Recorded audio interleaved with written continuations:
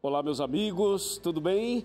Que prazer estar aqui com você para mais uma série especial do Arena do Futuro. Hoje estamos iniciando uma nova temporada, uma série maravilhosa, inédita, especial sobre profecias e sobre o futuro. Hoje nós vamos iniciar uma série chamada O Mistério da Profecia, com base em Daniel, Apocalipse e também em outros livros proféticos da Bíblia. Portanto, eu tenho certeza que essa série vai ser uma grande bênção para você, para a sua vida espiritual, para a sua caminhada cristã e também para a sua família. Hoje nós queremos falar sobre certezas para o mundo em crise, esse mundo que vive cada dia passando por crises, por problemas, por doenças, por vírus, por problemas políticos, familiares, espirituais. Aí nós perguntamos o seguinte: as pessoas estão seguras? Elas estão certas do que estão fazendo? Ou será que existem um monte de perguntas, de questionamentos, de incertezas?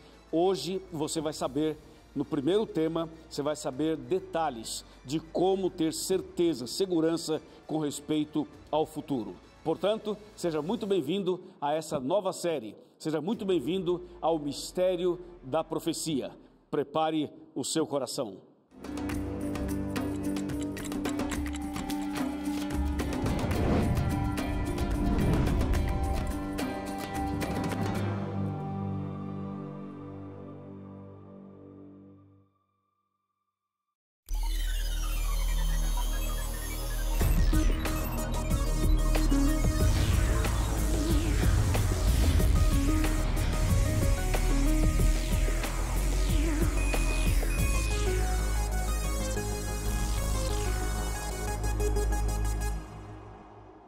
Muito bem, já estamos aqui preparadíssimos para começar o primeiro tema. Mas antes de falar do primeiro tema, eu queria lembrar a você o seguinte: o Arena está nas redes sociais, nas principais redes sociais. No Instagram, @Arena do Futuro, também no Facebook, também no Twitter. Você pode acompanhar o nosso programa, receber mensagens, vídeos diários para fortalecer a sua fé. Ajude a gente a divulgar o Arena nas redes sociais. Bom, eu quero informar a vocês que a série que vamos iniciar agora, que chama O Mistério da Profecia, estará baseado neste livro aqui. Este é o livro que nós vamos usar como guia, como base para esse tema maravilhoso. Ele foi escrito pelo pastor Mark Finley e ele tem 20 capítulos, portanto, vamos fazer 20 programas para que a gente possa, em cada programa, explicar um desses capítulos. Por exemplo, o tema de hoje é segurança em um mundo de incertezas, ou segurança em um mundo de crises. Esse é o tema de hoje, e é um tema que vai mexer profundamente com o seu coração. Se você abrir esse livro aqui, no primeiro capítulo, por exemplo, e você for na página 9, vai perceber aqui uma frase que eu vou citar para você. Fala assim, uma pessoa pode viver dias sem comida, horas sem água, minutos sem ar, mas nenhum segundo sem esperança. Não é verdade? Olha o que diz na página 10. Pode haver momentos em sua vida em que o futuro seja incerto. Lembre-se, o Deus que respondeu à oração de Daniel também ouvirá a sua oração.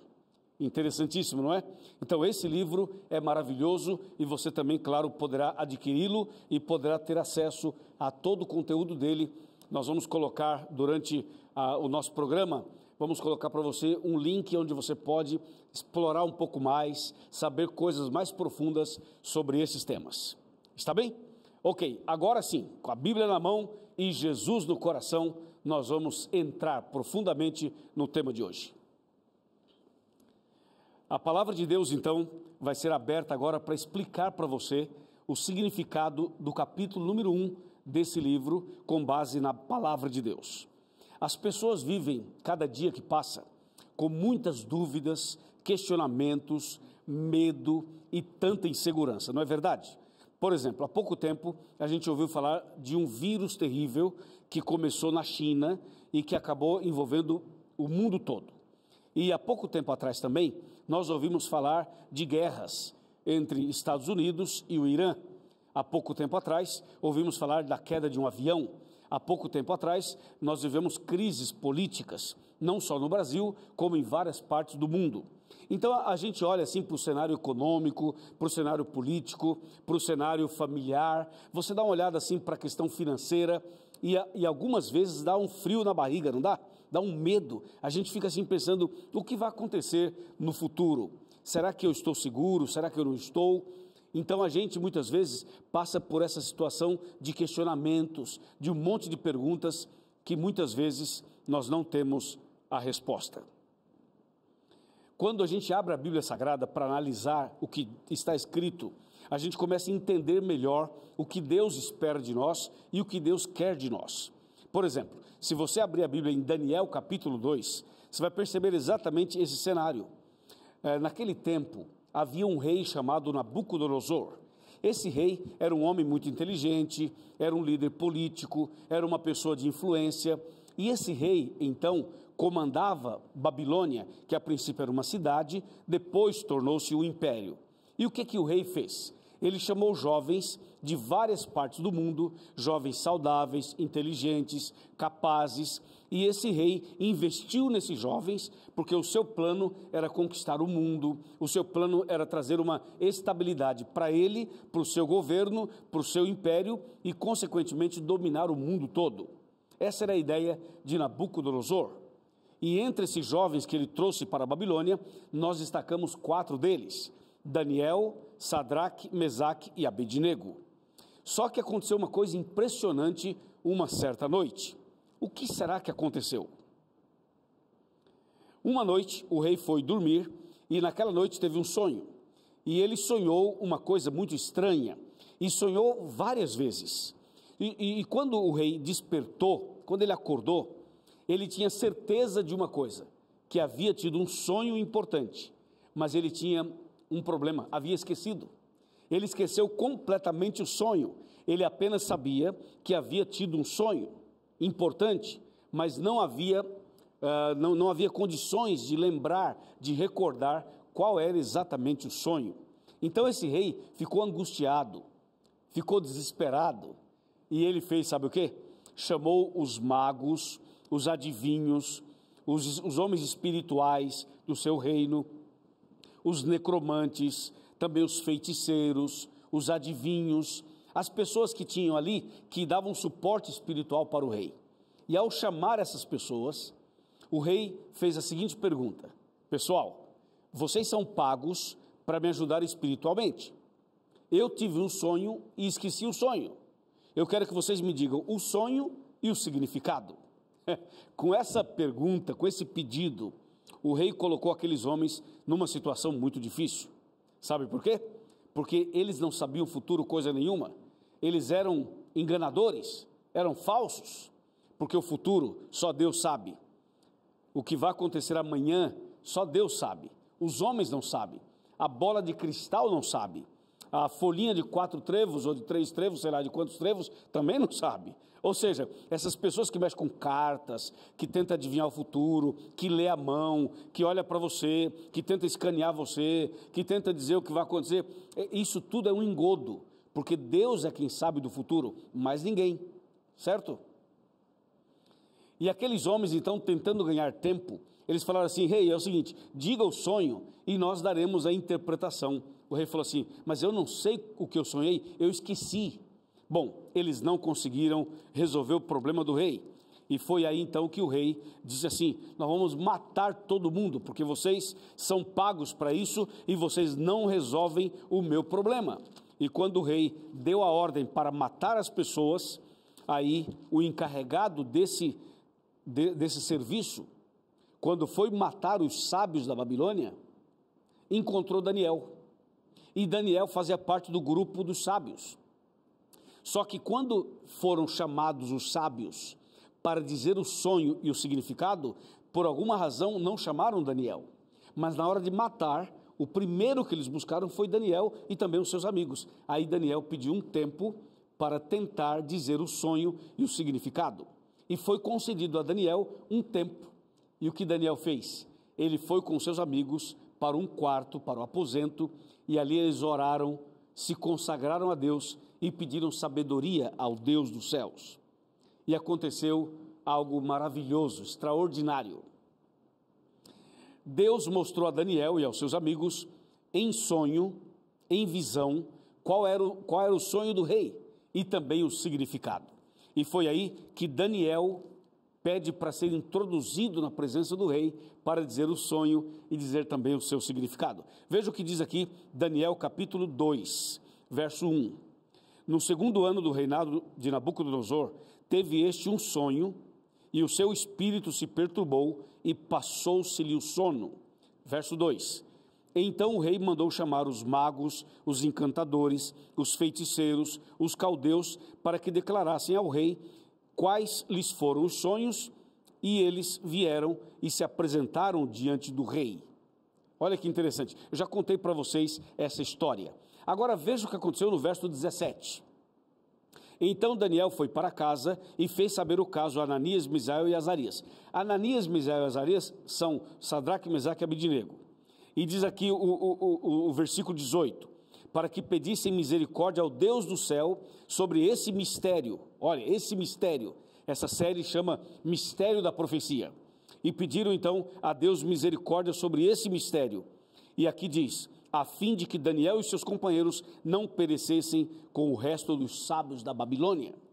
Bom, Deus se manifestou e revelou o sonho e também o significado ao seu servo, ao profeta Daniel e aos seus companheiros.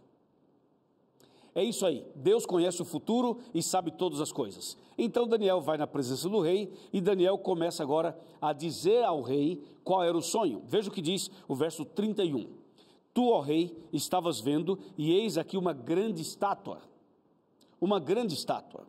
Então Daniel revela ao rei qual era o sonho, e Daniel conta para o rei os detalhes. Fala assim, ó rei, você sonhou com uma estátua, e a cabeça era de ouro, o peito e os braços de prata, o ventre e as coxas de bronze, as pernas de ferro, e os pés de ferro misturado com barro. E aí Daniel continua explicando, e no verso 34 ele fala assim, e quando estavas olhando, uma pedra foi cortada sem auxílio de mãos, e feriu a estátua aos pés de ferro e barro, e os esmiuçou. Então Daniel, ele revela o sonho e fala da pedra, e à medida que Daniel ia revelando o sonho, e ia falando os detalhes, o rei falava assim, isso, exatamente isso, foi isso que eu sonhei. E o rei foi lembrando à medida que Daniel foi revelando o sonho para o rei. Entendeu? E então a palavra de Deus continua mostrando esse diálogo de Daniel com o rei Nabucodonosor. Por exemplo, logo depois que ele revela o sonho, ele também revela o significado. E isso que é impressionante, que é impactante. Veja o que diz Daniel 2, versículo, vamos aqui no 38, que diz assim, e cujas mãos foram entregues os filhos dos homens, onde quer que eles habitem, e os animais do campo e as aves dos céus, para que dominasses sobre todos eles. Aí vem, tu és a cabeça de ouro. Então Daniel começa a dizer, olha rei, você e o seu reino representam a cabeça de ouro. E ele continua no 39, depois de ti se levantará outro reino, inferior ao teu, e um terceiro reino de bronze, o qual terá domínio sobre toda a terra. Verso 40, e o quarto reino será forte como ferro, pois o ferro a tudo quebra e esmiuça. Como o ferro quebra todas as coisas, assim ele fará em pedaços e esmiuçará. E o verso 41 fala assim, quanto ao que viste dos pés e dos artelhos, em parte de barro e de oleiro e em parte de ferro, será esse um reino dividido. Contudo, haverá nele alguma coisa da firmeza do ferro, pois que viste o ferro misturado com o barro do lodo. Daniel foi assim usado por Deus de uma maneira impressionante. Ele mostrou o sonho para o rei e mostrou também o significado. O rei ficou de boca aberta, ficou impressionado, ficou realmente abalado e tocado por essa revelação que Deus deu através do profeta Daniel. É extraordinário, né? Eu fico encantado com a Bíblia, eu fico impressionado com a maneira como Deus nos ensina sobre Ele mesmo e sobre o futuro que Ele somente conhece. Depois que Daniel revelou o sonho para o rei e o significado, o rei ficou tão impressionado que resolveu até promover Daniel ali. Mas o que eu queria chamar a sua atenção é o seguinte: quando Daniel mostra as 4 partes da estátua e o significado, nós precisamos agora parar um pouquinho, voltar na história para fazer essa análise e para checar exatamente o que Daniel acabou de falar. Quando ele fala, tu és a cabeça de ouro, ele diz o seguinte: a estátua era uma representação da história do mundo. A história do mundo estava sendo representada por essa estátua. E a cabeça de ouro representava o Império Babilônico. Babilônia foi o primeiro império a dominar o mundo nessa sequência. E a cabeça de ouro da estátua era a representação de Babilônia sob o comando de Nabucodonosor. E Babilônia dominou o mundo do ano 606 ao ano 539 a.C. Entendeu? Esse foi o período em que Babilônia dominou. Mas lembre-se que depois da cabeça de ouro, vinha o peito de prata, o peito e os braços. Isso quer dizer que Babilônia não dominaria para sempre, mas que depois viria um outro império e que dominaria no seu lugar. E esse outro império é o Império Medo-Persa, representado aqui pelo peito e os braços da estátua de prata. Então, o Império Medo-Persa domina do ano 539 ao ano 331. Tudo isso que estamos falando é antes de Cristo. E o Império Medo-Persa de Ciro e Dario dominam Babilônia, conquistam Babilônia e, consequentemente, conquistam o mundo. Foi exatamente isso que aconteceu, de acordo com a profecia, de acordo com o sonho que Deus deu a Nabucodonosor e a visão que Deus deu ao profeta Daniel. Entendeu? Aí vem o terceiro império, o terceiro reino, e é representado pelo ventre e as coxas da estátua, que era de bronze. E isso aí era um símbolo do terceiro império mundial, o Império Grego, de Alexandre o Grande. A Grécia dominou do ano 331 ao ano 168 a.C., sob o comando de Alexandre o Grande. Entendeu?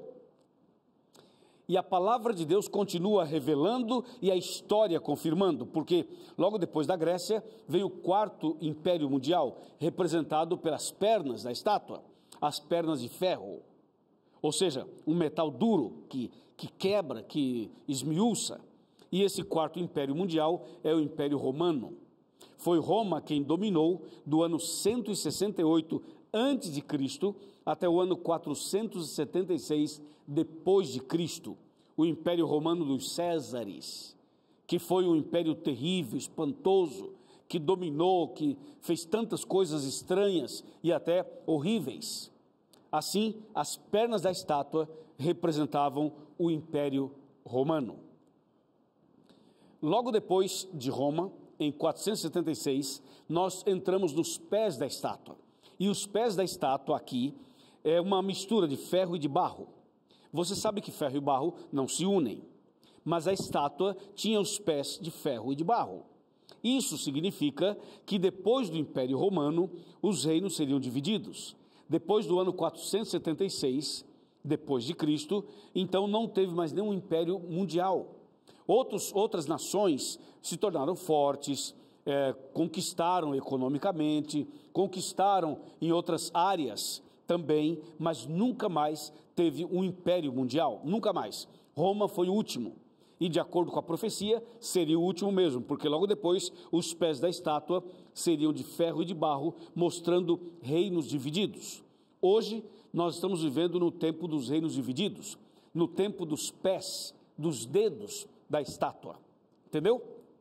Então vamos lá, o mundo foi dominado por 4 reinos, ou 4 impérios, Babilônia, Medo-Persa, Grécia e Roma, e hoje estamos vivendo os pés da estátua, os dedos da estátua, o período dos reinos divididos. Nós temos o Brasil aqui, a Argentina lá, o Equador lá, o Chile no seu lugar, não é verdade? Os Estados Unidos, você tem a Inglaterra, você tem a Alemanha, você tem o Iraque, você tem o Irã, você tem Israel, ou seja, os reinos são o quê? Divididos.